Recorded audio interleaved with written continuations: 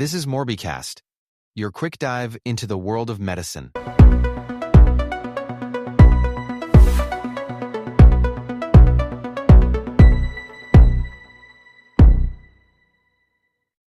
If you were to swallow a mouthful of water that was just swarming with one of the deadliest organisms on Earth, you would actually be, well, you'd be completely 100% fine. Yeah, your body would just process it like normal. Right.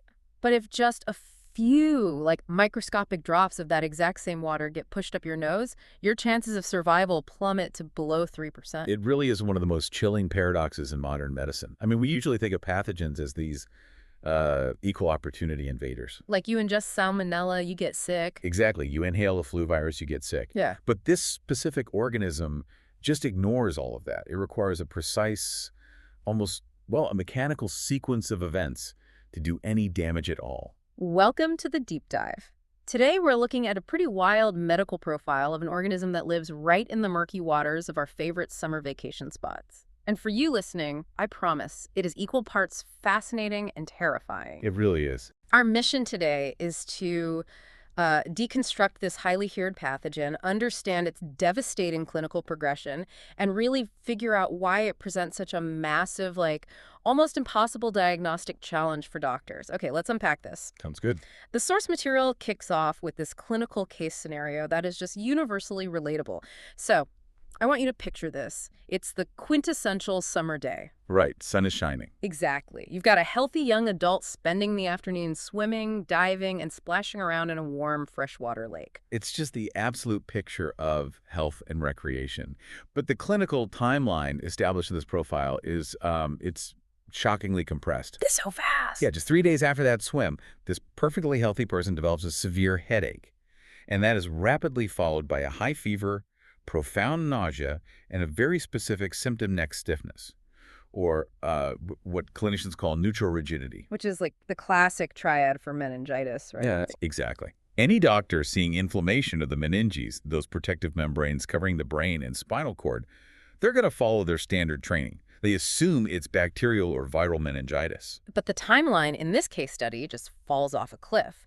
The source notes that despite receiving immediate standard treatment, the patient's condition just deteriorates so rapidly it kind of defies belief. Yeah, we're talking about a progression from a simple headache to severe confusion, followed by intense seizures and slipping into a deep coma within mere days. That speed is it's staggering. I was thinking about it, and it's almost like a fire alarm going off for a burnt case of toast, right? Like the doctors think they're dealing with standard meningitis. Right, a manageable situation. Yeah, but then they quickly realize the entire foundation of the house is actually collapsing, because the culprit here isn't a standard bacteria or a common virus. No, it's an entirely different category of life. We're talking about Naegleria fowleri. Commonly and horrifyingly known as the brain-eating amoeba.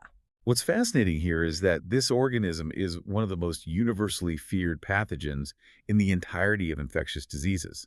I mean, the moniker alone sounds like a monster ripped straight out of a B-movie horror script. Oh, absolutely. But as this medical profile emphasizes, this isn't science fiction. It is a very real, tangible threat. And it lives right where we play. I mean, the epidemiology points straight to our favorite summer spots. Warm, freshwater environments, like lakes, rivers, hot springs. Temperature is the crucial variable there.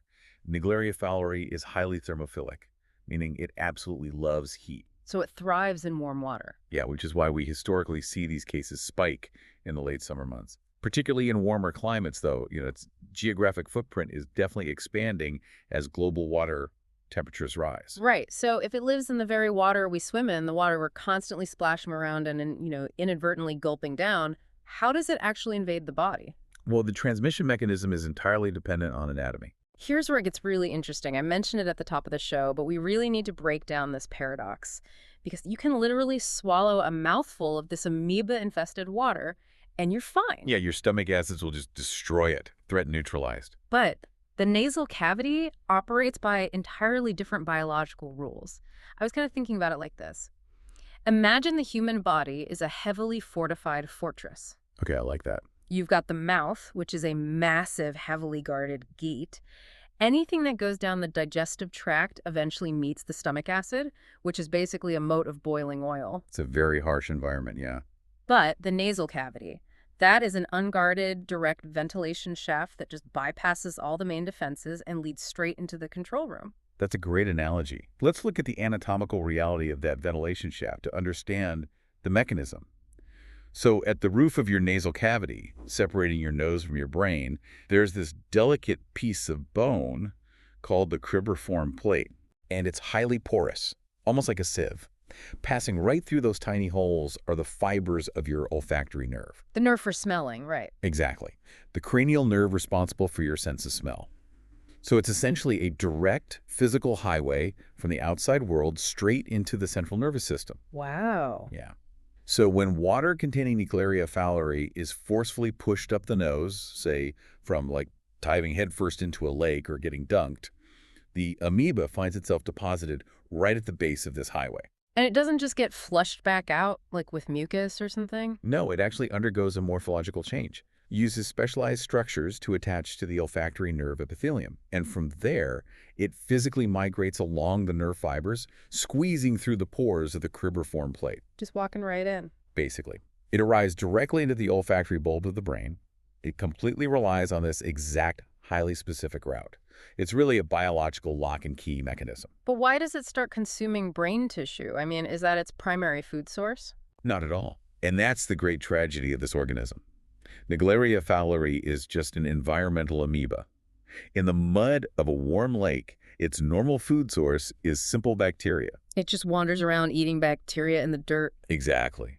But when it accidentally gets forced up a human nose and finds its way to the brain, it encounters this warm, incredibly nutrient-rich environment. So it simply begins doing what it does in the mud. It feeds. It feeds. It secretes enzymes that break down the brain tissue so it can consume it. Oh, man. But the body obviously isn't just going to sit there and let that happen, right? The immune system has to realize there's a massive breach in the control room. Yes, and the immune response is actually what dictates the clinical timeline here. The body detects the amoeba and mounts this massive, overwhelming inflammatory response to destroy it. So it sends like a flood of immune cells into the skull. Right. And this results in a condition called primary amoebic meningoencephalitis, or PM. Which leads to the swelling. Severe rapid swelling of the brain tissue. And because it's swelling against the unyielding bone of the skull, it cuts off blood flow. That's what leads to the confusion, the seizures, the coma. So the amoeba causes damage, but the body's own hyper-aggressive immune response is essentially what seals the patient's fate. Yeah, unfortunately. And that immune response creates a perfect smokescreen for doctors, which brings us to, honestly, the most agonizing part of this medical profile. The clinical and diagnostic race against time. It's incredibly difficult for the medical team. Because if the initial symptoms mimic meningitis so perfectly and the incubation period is just 3 days, how on earth do doctors distinguish it in time? This raises an important question about the limitations of our diagnostic tools. You've got a patient in the ER with a headache, a fever, and a stiff neck. Standard procedure is getting imaging, like a CT scan. But the scans probably just show generalized swelling, right? Yeah. Nothing that flashes a neon sign saying amoeba. Exactly. The early imaging is incredibly nonspecific. So the clinical team moves to the next logical step, a lumbar puncture or spinal tap, to analyze the cerebrospinal fluid, the CSF. Okay, and in a healthy person, that fluid is totally clear. Right. But when a patient has meningitis, the lab analyzes the fluid for white blood cells, glucose levels, and protein. Wait, if the lab pulls spinal fluid and sees skyrocketing white blood cells and plummeted glucose levels, any doctor is going to assume it's bacterial meningitis, right? Because the bacteria eat the glucose, and the immune system sends white blood cells to fight them. So the amoeba is basically wearing a disguise in the lab results. That perfectly encapsulates the diagnostic trap. The CSF findings for this amoeba look completely identical to acute bacterial meningitis. High neutrophils, high protein, low glucose. Wow. So the doctors interpret them correctly based on their training. Right, based on 1,000 previous cases. And they immediately start the patient on aggressive, broad-spectrum IV antibiotics. But antibiotics target bacteria. They have absolutely no effect on an amoeba. None. We have to look at the cellular biology here. Bacteria are prokaryotes. They have rigid cell walls made of peptidoglycan. Most of our antibiotics are engineered to target and shatter that specific wall. But Naegleria fowleri isn't a bacteria. Right, it's a eukaryote. Its cellular architecture is fundamentally different. In fact, it's much closer to our own human cells than to a bacterium. So the antibiotic is just floating through the bloodstream looking for a bacterial wall that isn't there. Exactly. It just bounces off the amoeba, and meanwhile, the amoeba continues multiplying and the brain continues swelling. By the time they realize the patient isn't responding to antibiotics, precious days have passed. I mean, is there no specialized test? What about like PCR testing? PCR is highly effective, but you have to actively suspect the amoeba to run it. PCR is basically a molecular barcode scanner. If you don't load the scanner with the exact barcode for Naegleria fowleri, the machine sees nothing. And because it's so rare, hospitals just don't routinely run that barcode. Exactly. You'd have to specifically request it, probably send it out to the CDC or a specialized lab, and time is the one resource you absolutely do not have. Given this rapid deterioration and the challenge of getting the right diagnosis, what does the prognosis actually look like? Are there even survival cases, or are doctors entirely on the back foot here? The medical community is definitely on the back foot. The clinical difficulty of identifying it in time is immense. The historical fatality rate is widely cited as being over 97%. Over 97%. That's chilling. It's a grim reality. However, survival cases do exist, and they offer a blueprint for how to fight this. How does anyone survive that if the progression is that fast? It requires a perfect storm of early clinical suspicion.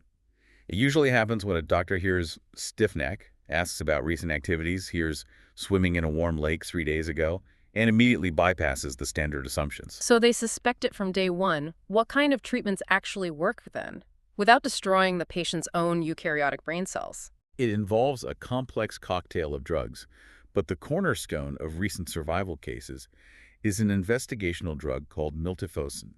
It was originally developed as a breast cancer treatment. Wait, how does a breast cancer drug kill an amoeba? It targets the membrane. Miltefosine interacts with lipids, the fats making up the cell membrane. It destabilizes the amoeba's membrane until it triggers cell death. But killing the amoeba is only half the battle, right? Because of the massive brain swelling. Exactly. Which is why the medical team must simultaneously deploy intense neurocritical care. In several notable survival cases, they used therapeutic hypothermia. Cooling the patient's core body temperature, does that stop the swelling? Yes, by lowering the body temperature, you drastically slow down the brain's metabolic rate. It needs less oxygen, which means less blood flow, which physically lowers the fluid pressure inside the skull. So if a doctor threads that microscopic needle, recognizes the timeline, deploys the miltefosine, and initiates hypothermia, a patient can actually survive. They can, but the margin for error is razor thin. So what does this all mean for you, the person listening to this right now? We're talking about this devastating, fast-moving disease living in common summer recreation spots. Do we just abandon lakes? Never jump into a hot spring again? And that's the vital transition from the ER to public health. The answer is absolutely not to avoid nature. The answer lies in understanding the organism's biological rules. Because if we understand the mechanics, we can just avoid triggering them. If we connect this to the bigger picture, public health recommendations are built directly on those anatomical mechanics we've been discussing. We know it requires significant physical force to travel up that unguarded nasal ventilation shaft. So officials don't have to shut down the lakes. They just have to teach people to protect that cribriform plate. Exactly. The prevention strategies are straightforward. If you're jumping or diving in a warm freshwater lake, physically hold your nose closed or wear a nose clip. Keep your head above water in untreated hot springs. And avoiding the mud, right? Because you said it feeds on bacteria in the sediment. Yes. Avoid stirring up the mud in shallow, warm, freshwater areas. If you kick up the sediment and splash it in your face, you're elevating your risk. It's actually kind of empowering when you break it down like that. It's not some like magical miasma hovering over the water. It's a physical organism bound by physical rules. Which is why clearing up the myths and misconceptions is so important. Let's run through those real quick. We established swallowing the water is harmless. Right. You also cannot contract this from a properly maintained chlorinated pool. The amoeba's membrane is highly susceptible to standard chlorine levels. What about the ocean? Completely safe. It's strictly a freshwater organism. The salt water essentially dehydrates and destroys the amoeba.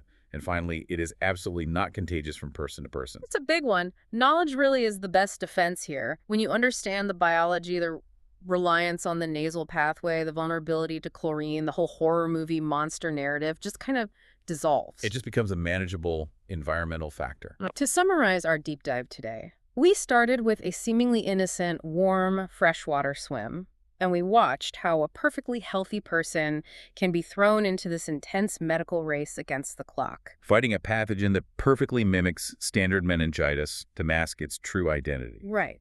We explored how the human body's own architectural quirks, that porous cribriform plate, create the vulnerability for this amoeba to bypass our defenses. And we looked at how cutting-edge treatments offer a glimmer of hope against a staggering mortality rate.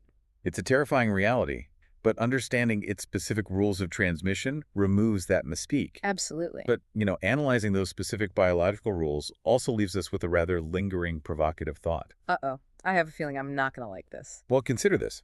We now know that Naegleria fowleri relies entirely on this highly specific, almost mechanical lock-and-key route through the nasal cavity to bypass our defenses. While being completely harmless if swallowed. Right. Makes you wonder, what other common invisible microbes in our daily environments have similarly bizarre, highly specific back doors into the human body, back doors that we walk past, breathe in, or swim through every single day without ever knowing they're there? Oh, wow. Yeah, that is a thought that's definitely going to stick with me the next time I take a deep breath of fresh air or, jump off a dock into a lake. Thank you so much for joining us on this deep dive. Hopefully the murky waters of infectious diseases are a little clearer for you now, even if the biology is infinitely more complicated than a simple broken bone. Stay curious, stay informed. Until next time.